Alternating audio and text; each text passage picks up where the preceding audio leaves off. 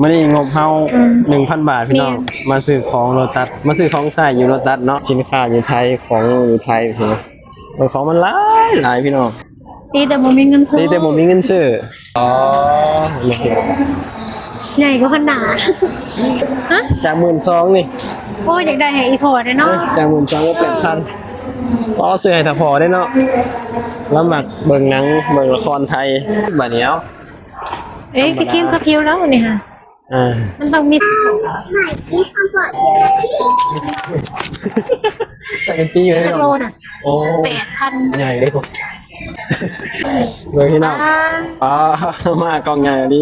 โอ้ยนี่โอ้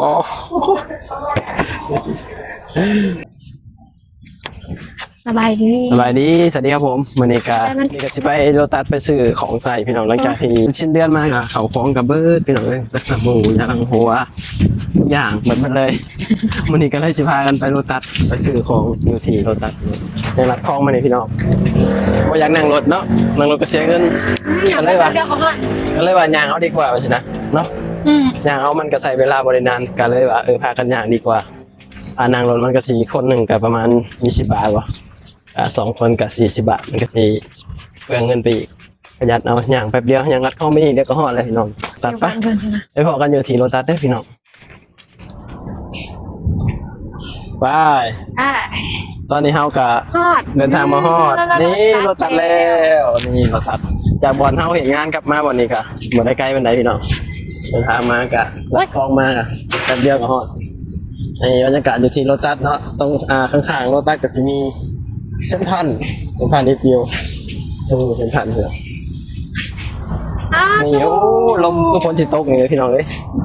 อยากฝนตกอยู่เสียเลยนะหอดรถตัดแน่บ้านนี่เอาก่อนสิได้เขาไปซื้อของในที่รถตัดยานฝนตกห้ำอยู่บาดกับนี่หัวฝนสิตกห้ำบ่ตกห้ำแล้วมันจะดำมาปุ๊บตกบ่ยันมาตกห้ำกระแขกนะเอาตกเลยตก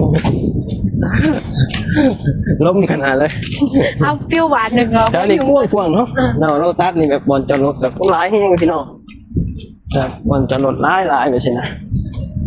นี่เลยเป็นไงกว้างนี่มาหอทางเก่าเลยไปตัดกันกลับมาเย็นเย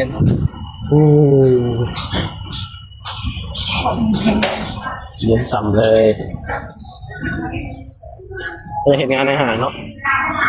ก็จะเห็นงานอาหารที่เย็นกันหนาวแค่เนี่ยอยากได้มาหาวันนั้นอยากได้วันนั้นทองอ่ะอยู่ที่มีเงินซื้อเนาะบาท1 6 7 หมื่นนี้เข้ามาแล้วเบิ่งพี่น้องจริงๆเนาะแบบเขาสอนได้ว่าสินค้าอยู่ไทยของอยู่ไทยพี่น้องของมันหลายพี่น้องอยากใส่ยังมึงเนี่ยตีแต่บ่มีเงินซื้อเขาของหลายแฮงเอาจริงๆเขาของหลายแฮงผลิตออกมาจะแบบว่าบ่ฮู้ว่าเฮาแบบใช้ทันบ่ได้แต่ว่าบ่มีหลานใช่อย่าตอนนี้ไปซื้อหยังชื่อนั่นเด้เรื่องนี้มันหลายคนนะมันเรียกบ่ถึงบ่มันหลายคนเนาะนี่แหละความสะดวกสบายอยู่เมืองไทยพี่น้องเอาของกับโอ้ยมีทุกอย่างมีของใส่มีทุกอย่างพี่น้องนี่พอแป้งสมัยโบราณยังมีอยู่นี่กามานี่เคยใส่บ่เลยนี่แป้งอะไรนี่เคยปวดหัวดิราคามันแตกต่างกับเซเว่นนี่สบู่นี่มันสบู่รสสิวเจ้าฮะจะใส่อยู่สมัยนี้ปกติมัน60 บาทบ่มีเซเว่นเนาะ60 บาท59 บาทเอาหรอแต่ว่านี่55 บาทต่างกันนะเอาดิบางอย่างมันก็ต่างกันเวลามาซื้อของกับมนุษย์เมียนี่พี่น้องเลือกอีกได้แต่ไม่ได้ซื้อของอย่างไรหรอกแต่ว่าเลือกขนาดไอ้เฮานี่ครับซึ่งเรามาซื้อของนี่เนาะผู้ชายเฮานี่เราสิมาซื้ออย่างเฮาก็แบบนิ่นใส่นั่นเลยก็จับเอาแล้วก็จบเป็นยิ่งมีสิแตกต่างกับเฮาเด้มันเรื่องยากปานนั้นบ่มันเรื่องยากปานนั้นบ่คือแบบเครียดขนาดนั้นนะเคยใส่ได้ก็เอานั่นแหละมันไม่จำเป็นหลอดนะอ๋อใหญ่ก็ขนาด ก็ครับจาก12,000นี่ โอ้อยากได้ให้อีพอได้เนาะ จาก12,000ก็เป็นพันอ๋อซื้อให้ถ้าพอได้เนาะแล้วมักเบิ่งหนังเบิ่งละครไทยเต็มจอเบิ่งใหญ่โลดพ่อใหญ่เฮงเลยปัญหาคือจะเมื่อจังได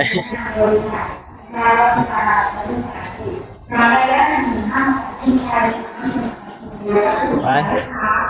ใส่1 2 3 4โอ้ล่าสุดเอาโลเคนมาใส่บัตรยังไงวะสิเอาแบบเส้น1 2 เส้นนี่โลเคนมาใส่นี่ก็โอ้คิดหนักอยู่ได้พี่น้องเลยยิ่งเนี่ยของใส่ก็สิร้ายแน่นอกจากครีมอาบน้ำนอกจากสบู่แล้วสิไอ้ครีมอาบน้ำเอาครีมอาบน้ำไอ้สบู่มาแล้วเด้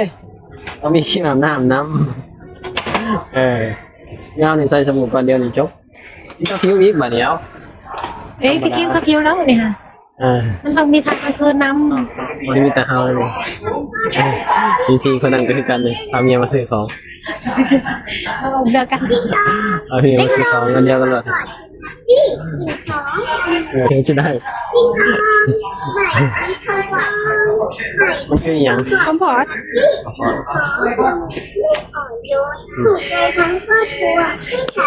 หอมอ่ะ จะเวลาใส่เสื้อมันบดจากหอมเท่านั้น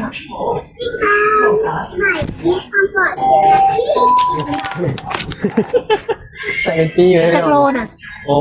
8,000 ใหญ่เลยผมใส่เป็นปีเอาไปสิได้ป่ะอ๋อใหญ่ดี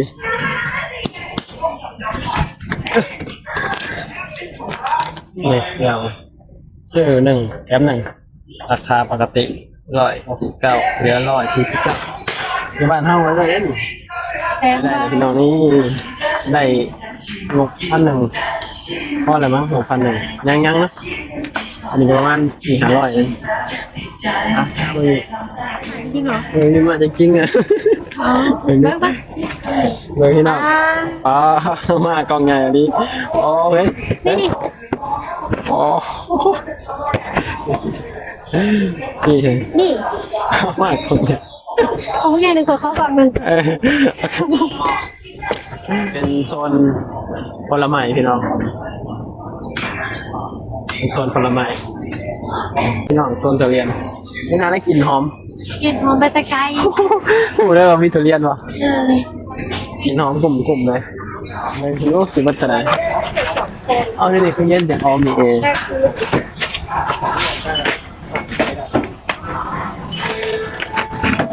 แล้วถ้าเกิดมีคนละนั่นไหนถ้าแก่มีคนนะ ไปเปิดจะไหนนะ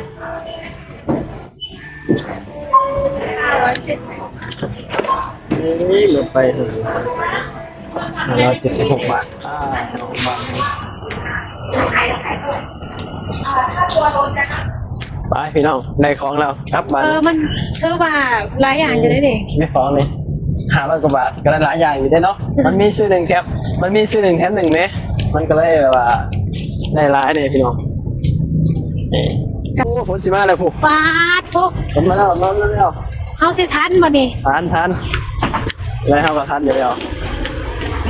โอ้คือมาแล้วพี่น้องผมโอเคว่าผลน่ะแล้วผลกี่ตัวน่ะ เฮาสิทันบ่ล่ะ จันหมดตกซ้ำหมดจักเจ้าว่าสิตกบ่ จักแหละ ตกหรอวะ